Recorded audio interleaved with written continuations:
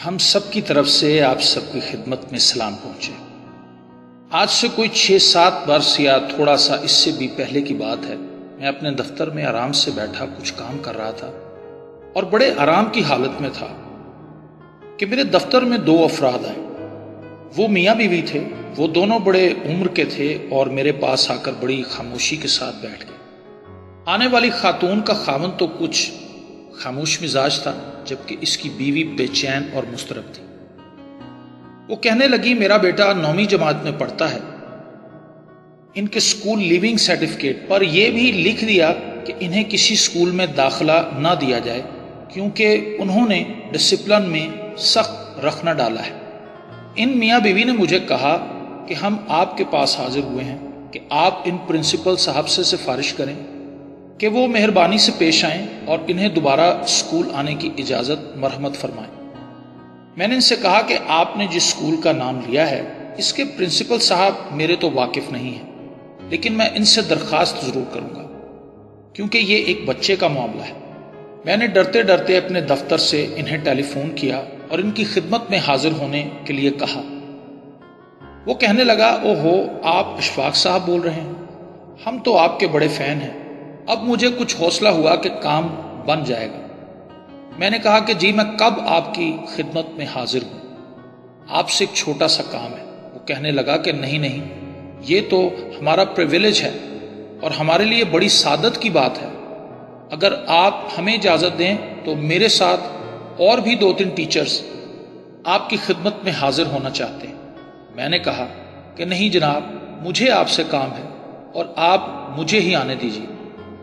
میں نے انہیں ایک واقعہ سنایا کہ بڑی دیر کی بات ہے، یہاں لالا بھیم سین سچر ہوتے تھے، وہ چیف منسٹر پنجاب تھے، اور ان دنوں میں رات کے وقت ویر بھارت اخبار میں تربیت لیا کرتا تھا اور میں رات کو لالا نارنگ چند ناس کی خدمت میں جا کر وہ تربیت حاصل کرتا تھا۔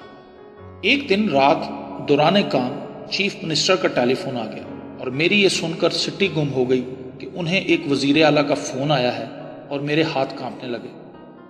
فون پر لالا نارنگ چند نے وزیر اعلیٰ سے کہا کہ جی مہاراج۔ دوسری طرف سے بھی کچھ بات ہوئی ہوگی جس پر لالا نارنگ چند کہنے لگے کہ مہاراج، بات یہ ہے کہ جب ہم کو آپ سے کوئی کام ہوگا تو ہم آپ کی سیوا میں حاضر ہوں گے، اور جب آپ کو ہم سے کوئی کام ہوگا تو آپ ہمارے پاس آئیں گے، اور چونکہ اب آپ کو ہم سے کام ہے تو آپ دفتر تشریف لے آئیے۔ میں یہ سن کر حیران ہو گیا کہ یا اللہ، ایسے بھی ہوا کرتا ہے، اور وزیر اعلیٰ کو خود آنا پڑا۔ میں نے پرنسپل کو یہ واقعہ سنا کر کہا کہ اب چونکہ مجھے آپ سے کام ہے لہٰذا میں آپ کی خدمت میں حاضر ہوں گا۔ وہ کہنے لگے، آپ بالکل تشریف لائیے، مل کر چائے پئیں گے۔ میں نے بچے کا نام وام لے کر اور ان سے دعا کرنے کا وعدہ لے کر انہیں رخصت کیا۔ اگلے دن میں پرنسپل صاحب کے حضور حاضر ہوا۔ وہاں ان کے پاس اور کئی استاد بھی بیٹھے تھے۔ وہاں میرے ڈراموں کی بات ہوتی رہی، ادھر ادھر کی بھی باتیں ہوئیں، اور میں دبکا بیٹھا اس بات کا انتظار کرتا رہا کہ جیسے ہی موقع ملے اپنے آنے کا مقصد عرض کروں۔ جب ذرا خاموشی ہوئی تو میں نے انہیں کہا کہ میں جس مقصد کے لیے آپ کی خدمت میں حاضر ہونا چاہتا تھا، میں اس کا اظہار کرتے ہوئے آپ سے تھوڑا ڈرتا ہوں، لیکن میں اظہار ضرور کروں گا کیونکہ یہ بچوں کے مستقبل کا معاملہ ہے، اور ساری بات سنائی اور ان کے سخت حکم سے انہیں آگاہ کیا۔ انہوں نے میری بات سن کر کہا کہ اشفاق صاحب، وہ جو فیصلہ کر چکے ہیں وہ کر چکے، اب واپس نہیں لیں گے، اور آپ سے بھی توقع رکھتے ہیں کہ اس کی حمایت کریں اور عمل کریں۔ میں نے کہا کہ دیکھیے، وہ بچہ ہے اور وہ بہت شرمندہ ہے، اور میں سمجھتا ہوں کہ جو دوسرا بچہ جس کے ساتھ اس نے جھگڑا کیا وہ بھی اپنی جگہ شرمندہ ہوگا، آپ ان کو معاف کر دیں۔ انہوں نے کہا، نہیں اشفاق صاحب، یہ اصول کی بات ہے۔ میں نے کہا، دیکھیے، کبھی کبھی اصول چھوڑ بھی۔ انہوں نے کہا کہ نہیں، اصول چھوڑنے سے ہمارے ملک کو بڑا نقصان پہنچا ہے، لہٰذا اب وہ اصول نہیں چھوڑیں گے۔ میری بڑی دیر تک ان سے بحث ہوتی رہی۔ وہاں موجود ان کے دوسرے ٹیچرز بھی کہنے لگے کہ اشفاق صاحب، آپ تو رائٹر ہیں، آپ کو تو اصول توڑنے پر مصر نہیں ہونا چاہیے۔ میں نے ان سے کہا کہ آپ سب ٹھیک ہیں اور آپ کی ذمہ داریاں ہیں، لیکن اصول کی بھی کچھ سطحیں ہوتی ہیں۔ لیکن انہوں نے کہا کہ ہم اصولوں پر سمجھوتا نہیں کر سکتے۔ جب انہوں نے 2 مرتبہ یہی بات دہرائی تو میں نے کہا کہ جی، یہ فقرہ تو سیاستدان بولتے ہیں، آپ آپ تو استاد ہیں اور استاد کے منہ سے یہ فکرہ مجھے تو کچھ اچھا نہیں لگتا۔ اس پر وہ کہنے لگے کہ آپ کا کیا مطلب ہے؟ کیا اصولوں کے ساتھ سمجھوتا کر لیا جائے؟ میں نے کہا کہ میں یہ نہیں کہتا، لیکن اتنا سخت ہونے کا بھی اعلان نہیں کر سکتا جیسا کہ آپ کر رہے ہیں۔ وہ کہنے لگے کہ ہرگز وہ اپنے اصول نہیں توڑیں گے۔ جب وہاں کچھ تلخی بڑھ گئی لیکن مہذب پن اب بھی قائم تھا، وہ کہنے لگے کہ دیکھیے آپ یہ کیسے کہہ سکتے ہیں کہ اصول توڑ دیے جائیں؟ اتنا بڑا انسٹیٹیوشن جو ہم نے بنایا ہے تو کیا یہ اصولوں قاعدوں کے بغیر ہی چلے گا؟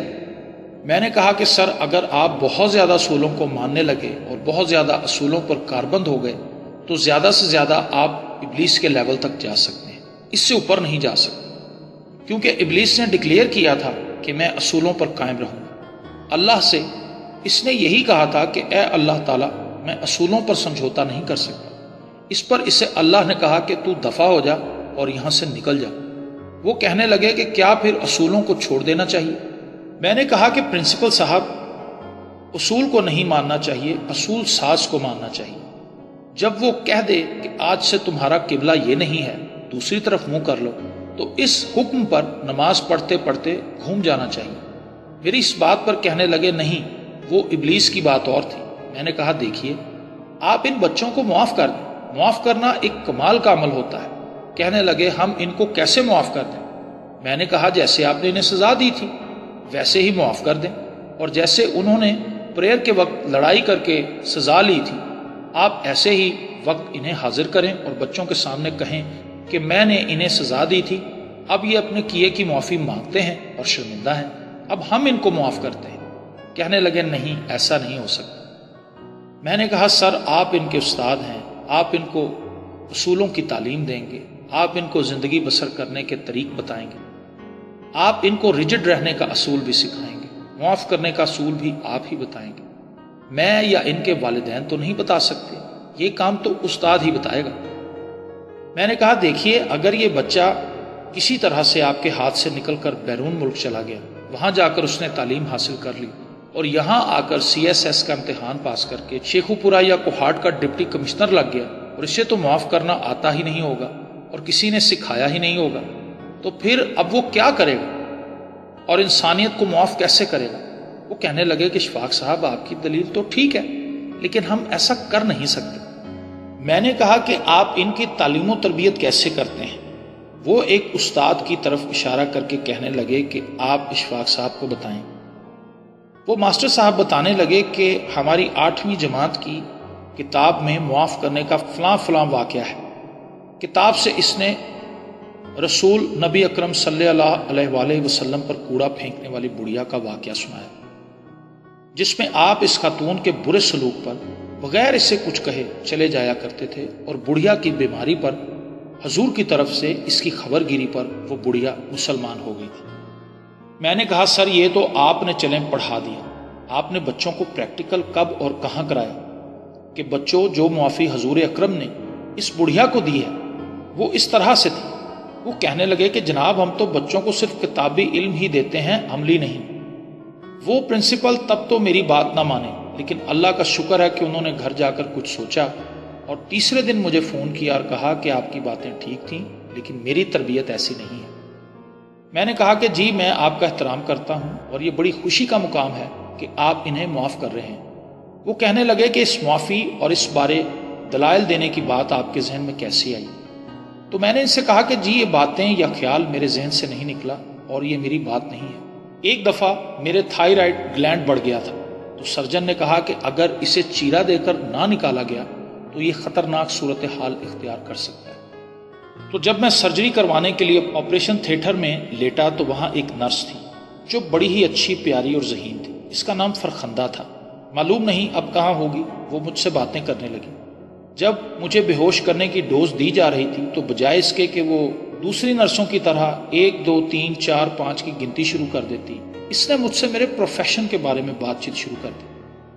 مجھے اتنا یاد ہے کہ میں نے اس سے کہا کہ تو بڑی چلاک ہے، اور میں گیا۔ جب میں آپریٹ ہونے کے بعد ہوش میں آیا تو میں نے اس سے کہا فرخندہ، تو مجھے یہ بتا کہ تیرا کتنا تجربہ ہو گیا ہے؟ اس نے کہا کہ بحیثیت ایک نرس مجھے کوئی 9 سال ہو گئے ہیں۔ میں نے کہا کہ تو نے بڑے عجیب و غریب مریضوں کو اپنے ہاتھوں بے ہوش کیا ہوگا اور ڈیل کیا ہوگا۔ کہنے لگی کہ اشفاق صاحب، میں نے یہاں آ کر یہ سیکھا ہے اور میری زندگی نے مجھے سکھایا ہے کہ زندگی اور موت کے درمیان کوئی خاص فرق نہیں ہے۔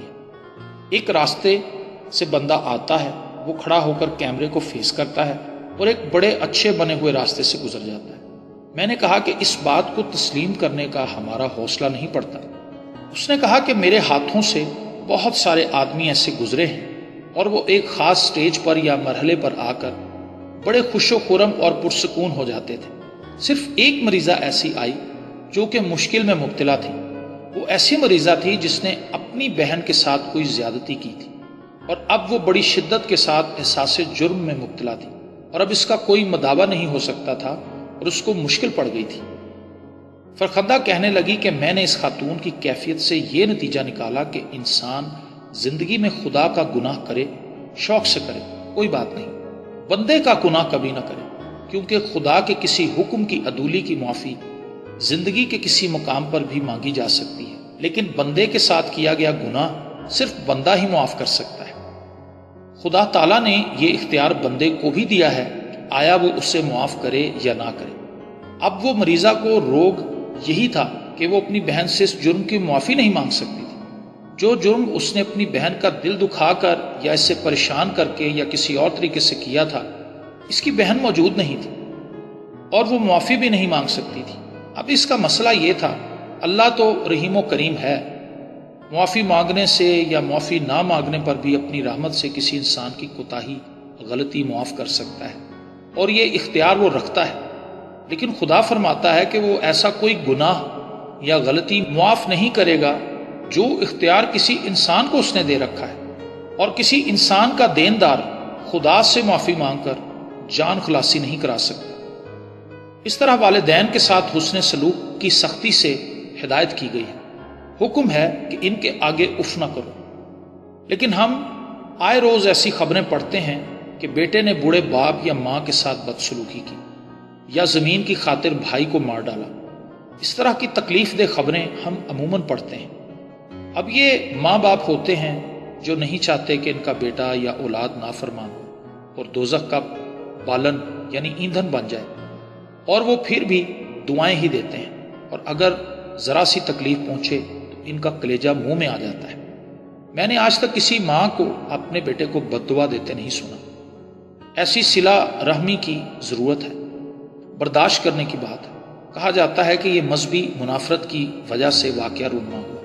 مذہب تو کسی قتل و غارت کی اجازت نہیں دیتا۔ دنیا کے کسی مذہب نے نہیں کہا کہ کسی بے گناہ کو یا ایسے شخص کو قتل کر دو جو آپ کے دین پر نہیں ہے۔ دین تو کہتا ہے خود اتنے اچھے بن جاؤ کہ دوسرے مذہب کے لوگ آپ کے مذہب کو پسند کرنا شروع کر دیں۔ بات عمل کی ہے۔ اگر ہم نے اپنے اندر سے احساس جرم ختم کرنا ہے، محبتوں کے پھول بانٹنے ہیں، تو برداشت کا مادہ پیدا کرنا ہوگا، تعصب اور حسد ختم کرنا ہوگا، بے موقع بے وجہ تنقید بند کرنا ہوگی۔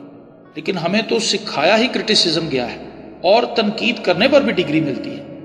بچوں، میں امید کرتا ہوں کہ آج کے بعد میں بھی خود کو صلہ رحمی کی جانب ڈھالنے کی کوشش کروں گا اور ایسے سخت اصولوں پر کاربند نہیں ہوں گا جو ابلیس کے اصولوں تک لے جاتے ہوں، اور آپ بھی خود میں ضرور مثبت تبدیلی پیدا کریں۔